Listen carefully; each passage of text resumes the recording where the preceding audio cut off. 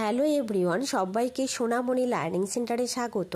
আজকের ভিডিওতে আমি নিয়ে এসেছি দ্বিতীয় পর্যায়ক্রমিক মূল্যায়ন 2025 ষষ্ঠ শ্রেণীর পরিবেশ ও বিজ্ঞান সাজেশন। এই সাজেশনে যে প্রশ্নগুলো রাখা রয়েছে প্রত্যেকটা প্রশ্ন খুবই ইম্পর্টেন্ট। তোমাদের পরীক্ষাতে যেমন প্রশ্ন থাকে ঠিক একই ধরনের প্রশ্ন রাখা হয়েছে। তাহলে চলো শুরু করা যাক। তবে শুরু করার আগে সিলেবাসটা একটু দেখে নেই। শিলা ও খনিজ পদার্থ, মাপযোগ ও পরিমাপ, বল ও শক্তির প্রাথমিক ধারণা, তরল ও গ্যাসীয় পদার্থের স্থিতি ও গতি, মানুষের শরীর। এই অধ্যায়গুলো থেকে তোমাদের পরীক্ষা এবার 50 নম্বরের হবে আর সময় থাকবে 1.5 ঘন্টা। তাহলে চলো শুরু করা যাক আজকের পর্বটি। দেখো, একের দাগে বলেছে সঠিক উত্তরটি বেছে নিয়ে লেখো যে কোনো 12টি। 1 নম্বর প্রশ্ন, পিউমিস হলো এক প্রকার। সঠিক উত্তরটি হবে অপশন বি, আগ্নেয় শিলা। পরের প্রশ্ন 2 দাগ, গড় সৌরদিনকে 24 দিয়ে ভাগ করলে পাওয়া যায়। সঠিক উত্তরটি হবে অপশনে 1 ঘন্টা। পরের প্রশ্ন 3 দাগ, বলের এসআই একক হলো। সঠিক উত্তরটি হবে অপশন সি, নিউটন। তাহলে বলের এসআই একক কি? নিউটন। পরের প্রশ্ন 4 দাগ, বায়ুর চাপ মাপার যন্ত্রটি হলো ব্যারোমিটার, থার্মোমিটার নাকি হাইড্রোমিটার। তো সঠিক উত্তরটি হবে অপশনে ব্যারোমিটার। পরের প্রশ্ন 5 দাগ, এসআইতে চাপের একক হলো ক্যান্ডেলা, কেলভিন, পাস্কাল। সঠিক উত্তরটি হবে অপশন সি, পাস্কাল।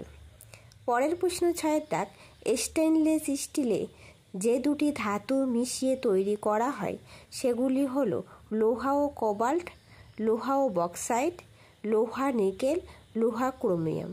তো সঠিক উত্তরটি হবে অপশন ডি, লোহা ক্রোমিয়াম দিয়ে স্টেনলেস স্টিল তৈরি করা হয়ে থাকে। এটা সংকর ধাতু। পরের প্রশ্ন 7 দাগ, একটি স্পর্শহীন বল হলো ভর, ওজন, আয়তন নাকি চাপ। তো সঠিক উত্তরটি হবে অপশন বি, ওজন। পরের প্রশ্ন 8 দাগ, কনুই ও হাঁটুতে রয়েছে বল ও সকেট সন্ধি, হিন্দ সন্ধি, পিভট সন্ধি নাকি স্যাডল সন্ধি। তো সঠিক উত্তরটি হবে অপশন বি, হিন্দ সন্ধি। পরের প্রশ্ন 9 দাগ, মানুষের হাত তৃতীয় শ্রেণীর লিভার নাকি দ্বিতীয় শ্রেণীর লিভার নাকি প্রথম শ্রেণীর লিভার নাকি কোনোটিও নয়। সঠিক উত্তরটি হবে অপশনে তৃতীয় শ্রেণীর লিভার। পরের প্রশ্ন 10 দাগ, পৃথিবীতে সকল শক্তির উৎস হলো উদ্ভিদ নাকি খাদ্য নাকি সূর্য নাকি চাঁদ। তো সঠিক উত্তরটি হবে অপশন সি, সূর্য। অর্থাৎ সৌরশক্তি পৃথিবীর সকল শক্তির উৎস। পরের প্রশ্ন 11 দাগ, উদ্ভিদ নিজের দেহে নিজে খাদ্য উৎপাদন করে বলে উদ্ভিদকে বলে। সঠিক উত্তরটি হবে অপশন বি, উৎপাদক। অর্থাৎ যারা নিজের খাদ্য নিজেরাই উৎপাদন করতে পারে তাদেরকে বলা হয় উৎপাদক। পরের প্রশ্ন 12 দাগ, উদ্ভিদের বৃদ্ধির পরিমাপ কোন যন্ত্রের সাহায্যে করা হয়? অক্সানোমিটার নাকি মিটার স্কেল নাকি থার্মোমিটার। তো সঠিক উত্তরটি হবে অক্সানোমিটার। অক্সানোমিটার যন্ত্রের সাহায্যে উদ্ভিদের বৃদ্ধি পরিমাপ করা হয়। ভেরি ভেরি ইম্পর্টেন্ট প্রশ্ন। চলো পরের প্রশ্ন। এরপর দেখো 2 দাগে সংক্ষিপ্ত উত্তর দাও যে কোনো 10টি। 1 নম্বর প্রশ্ন, কোন শ্রেণীর লিভারে যান্ত্রিক সুবিধা সর্বদা 1-এর বেশি? সঠিক উত্তর হবে দ্বিতীয় শ্রেণীর লিভারে যান্ত্রিক সুবিধা সর্বত্র 1-এর বেশি। পরের প্রশ্ন 2 দাগ, একটি জীবাশ্ম জ্বালানির উদাহরণ দাও।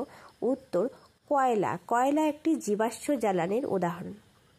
পরের প্রশ্ন 3 দাগ, বুক আর পেটের মাঝখানে অবস্থিত পেশিটির নাম কি? উত্তর হবে ডায়াফ্রাম। পরের প্রশ্ন 4 দাগ, এসআই পদ্ধতিতে দৈর্ঘ্যের একক কি? উত্তর, এসআই পদ্ধতিতে দৈর্ঘ্যের একক হলো মিটার। তার সাথে বলে রাখি, যদি তোমাদের ভিডিওটা ভালো লেগে থাকে প্লিজ একটা লাইক, শেয়ার অ্যান্ড কমেন্ট করবে। আর যারা নতুন সাবস্ক্রাইব করে পাশে থাকবে। ঠিক আছে, চলো পরের প্রশ্ন 5 দাগ, ডাক্তারি থার্মোমিটারে কত থেকে কত উষ্ণতা লেখা থাকে? উত্তর, বর্তমানে ডাক্তারি থার্মোমিটারে 35 ডিগ্রি সেলসিয়াস থেকে 43 ডিগ্রি সেলসিয়াস পর্যন্ত কাটা থাকে। পরের প্রশ্ন 6 দাগ, বক্সাইট কোন ধাতুর আকরিক? উত্তর, বক্সাইট অ্যালুমিনিয়ামের আকরিক। পরের প্রশ্ন 7 দাগ, শতাংশের সূত্রের প্রবক্তা কে? উত্তর, 10% সূত্রের প্রবক্তা হলেন লিন্ডেম্যান। দেখো প্রশ্নটার সামনে 10% হতো, 10 শব্দটা উঠেনি, প্রিন্টিং মিস্টেক হয়েছে, একটু ঠিক করে নিও। পরের প্রশ্ন 8 দাগ, উদ্ভিদের বৃদ্ধি মাপার যন্ত্রের নাম কি? একটু আগেই পড়লাম। চলো পরের প্রশ্ন 9 দাগ, লোহার একটি আকরিকের নাম লেখো। উত্তর, লোহার একটি আকরিক হলো হেমাটাইট। পরের প্রশ্ন 10-এর দাগ, জীবাশ্ম জ্বালানির একটি উদাহরণ দাও। উত্তর, একটি জীবাশ্ম জ্বালানির উদাহরণ হলো পেট্রোলিয়াম। পেট্রোলিয়াম হলো জীবাশ্ম জ্বালানির উদাহরণ। পরের প্রশ্ন 11-এর দাগ, একটি উদাহরণ দাও যেখানে বায়ুর গতিশক্তিকে কাজে লাগানো হয়। উত্তর, উইন্ড মিলে বায়ু শক্তি থেকে তড়িৎ শক্তি উৎপাদন করা হয়ে থাকে, এটা একটা উদাহরণ। পরের প্রশ্ন 13-এর দাগ, মানুষের লালারসে উপস্থিত জীবাণুনাশক রাসায়নিক পদার্থটির নাম ড্যাশ, শূন্যস্থান পূরণ করতে বলেছে। উত্তর হবে লাইসোজোম। অর্থাৎ মানুষের লালারসে কোন উৎসেচক থাকে? লাইসোজোম থাকে। ভেরি ভেরি ইম্পর্টেন্ট প্রশ্ন। পরের প্রশ্ন দেখো 3-এর দাগে, নিচের প্রশ্নগুলির উত্তর দাও যে কোনো দুটি, 2 নম্বর করে থাকবে। 1 নম্বর প্রশ্ন, সব আকরিকই খনিজ কিন্তু সব খনিজ আকরিক নয়, ব্যাখ্যা করো। উত্তর, প্রকৃতিতে বিভিন্ন ধাতুর যৌগ শিলাস্তরে বালি, মাটি ইত্যাদির সঙ্গে মিশে থাকে, এদের ধাতুর খনিজ বলে। আবার যেসব খনিজ থেকে ধাতু নিষ্কাশন করা হয় তাদের আকরিক বলে। সুতরাং সব আকরিকই হলো খনিজ। যেহেতু সব খনিজ পদার্থ থেকে ধাতু নিষ্কাশন করা সম্ভব নয়, সেহেতু সমস্ত খনিজ আকরিক নয়। খুবই ইম্পর্টেন্ট প্রশ্নটা। চলো পরের প্রশ্ন 2-এর দাগ, আগ্নেয় শিলা কাকে বলে? উত্তর, ভূগর্ভের উত্তপ্ত গলিত ম্যাগমা ভূপৃষ্ঠের কোনো দুর্বল স্থান ভেদ করে বা ফাটল পথে ভূগর্ভের বাইরে বেরিয়ে এসে ঠান্ডা বাতাসের সংস্পর্শে শীতল ও সঞ্চিত হয়ে যে কঠিন শিলার সৃষ্টি হয় তাকে আগ্নেয় শিলা বলে। উদাহরণ ব্যাসাল্ট, গ্রানাইট, গ্যাব্রো, ডোলেরাইট, এগুলো আগ্নেয় শিলা। পরের প্রশ্ন 3-এর দাগ, ঝড়ের সময় কখনো কখনো খড়ের বা টিনের চাল উড়ে যেতে দেখা যায় কেন? উত্তর, তীব্র ঝড়ের ঘরের খড়ের বা টিনের ছাউনির উপরের বায়ুর বেগ বেশি হয়, ফলে ওই স্থানে বায়ুর চাপ কমে যায়। অন্যদিকে ঘরের মধ্যে বায়ুর বেগ তুলনায় খুব কম হয়, ফলে ভিতরে বায়ুর চাপ বেশি থাকে।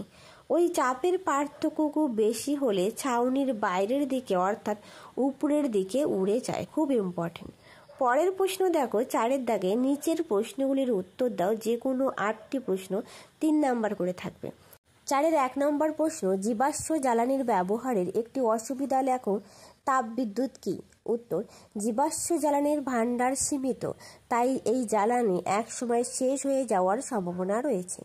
তাপবিদ্যুৎ কাকে বলে? সাধারণত প্রাকৃতিক গ্যাস, খনিজ তেল, কয়লা ইত্যাদি পুড়িয়ে যে বিদ্যুৎ উৎপাদন করা হয় তাকে তাপবিদ্যুৎ বলে। পরের প্রশ্ন 2-এর দাগ, মানব দেহে রক্তে উপস্থিতি লোহিত রক্তকণিকা, শ্বেত রক্তকণিকা ও অণুচক্রিকার কাজ উল্লেখ করো। ভেরি ভেরি ইম্পর্টেন্ট প্রশ্ন। উত্তর, লোহিত রক্তকণিকা অক্সিজেন পরিবহন করে, শ্বেত রক্তকণিকা রোগ প্রতিরোধে সাহায্য করে এবং অণুচক্রিকা রক্ত জমাট বাঁধতে সাহায্য করে। দেখো এখানে যে প্রশ্নগুলো রয়েছে প্রত্যেকটা প্রশ্ন খুবই ইম্পর্টেন্ট। আশা করি এখান থেকে তোমরা অনেক প্রশ্নের কমন পেয়ে যাবে পরীক্ষাতে। আমি একটা সেট দিলাম, এরপরে আমি আরও 2টো সেট দিয়ে দেবো, তোমরা অবশ্যই সেটগুলো দেখে নিও। পরের প্রশ্ন 3-এর দাগ, প্রাথমিক রাশি ও লব্ধ রাশি কাকে বলে? উভয়ের একটি করে উদাহরণ দাও। উত্তর, প্রাথমিক রাশি যে সমস্ত রাশি অন্য রাশির উপর নির্ভর করে না তাদের মৌলিক বা প্রাথমিক রাশি বলে, যেমন দৈর্ঘ্য, ভর, সময় প্রভৃতি। আর লব্ধ রাশি যে সমস্ত রাশি অন্য রাশির উপর নির্ভরশীল তাদের লব্ধ রাশি বলে, যেমন ক্ষেত্রফল, আয়তন, বেগ, ঘনত্ব ইত্যাদি। পরের প্রশ্ন 4-এর দাগ, লিন্ডেম্যানের 10% সূত্রটি বিবৃত করো। উত্তর, লিন্ডেম্যানের 10% সূত্র অনুযায়ী এক পুষ্টি স্তর থেকে পরবর্তী পুষ্টি স্তরে মাত্র 10% শক্তি স্থানান্তরিত হয়, বাকি 90% শক্তি জীবের জীবন প্রক্রিয়ায় ব্যবহৃত হয় বা তাপ হিসাবে নষ্ট হয়। এরপর দেখো 5-এর দাগের প্রশ্ন, উৎপাদক কাকে বলে? উদাহরণ দাও। উত্তর, যেসব জীব সূর্যের আলো ব্যবহার করে খাদ্য প্রস্তুত করে তাদের উৎপাদক বলে, যেমন সবুজ উদ্ভিদ, শৈবাল। পরের প্রশ্ন 6-এর দাগ, খাদ্য শৃঙ্খল বলতে কি বোঝো? ব্যাঙ, ফড়িং, ময়ূর, সাপ, গাছ ও সূর্যকে ঠিক ঠিক বসিয়ে একটি খাদ্য শৃঙ্খল তৈরি করো। উত্তর, উৎপাদক থেকে শুরু করে খাদ্য-খাদক সম্পর্কযুক্ত বিভিন্ন প্রাণীর মধ্য দিয়ে খাদ্য শক্তির একমুখী পর্যায়ক্রমিক প্রবাহের পদ্ধতিকে খাদ্য শৃঙ্খল বলে। ভেরি ইম্পর্টেন্ট প্রশ্ন। সূর্য, গাছ, ফড়িং, ব্যাঙ, সাপ, ময়ূর। আমি পরপর সাজিয়ে দিয়েছি, তোমরা বাড়িতে প্র্যাকটিস করবে। চলো পরের প্রশ্ন। এরপর দেখো 7 দাগ, নবীকরণযোগ্য শক্তি কাকে বলে, দুটি উদাহরণ দাও। উত্তর, নবীকরণযোগ্য শক্তি হলো এমন শক্তি যা প্রাকৃতিকভাবে পুনরায় উৎপন্ন হয় এবং ফুরিয়ে যায় না। উদাহরণ, সৌরশক্তি, বায়ুশক্তি, জোয়ার ভাটা শক্তি, ভূতাপ শক্তি, এগুলো নবীকরণযোগ্য শক্তি। পরের প্রশ্ন 8 দাগ, চাপের সংজ্ঞা দাও। বার্নৌলির নীতিটি বিবৃত করো। উত্তর, চাপ কোনো বস্তুর একক ক্ষেত্রফলে প্রযুক্ত বলকে চাপ বলে।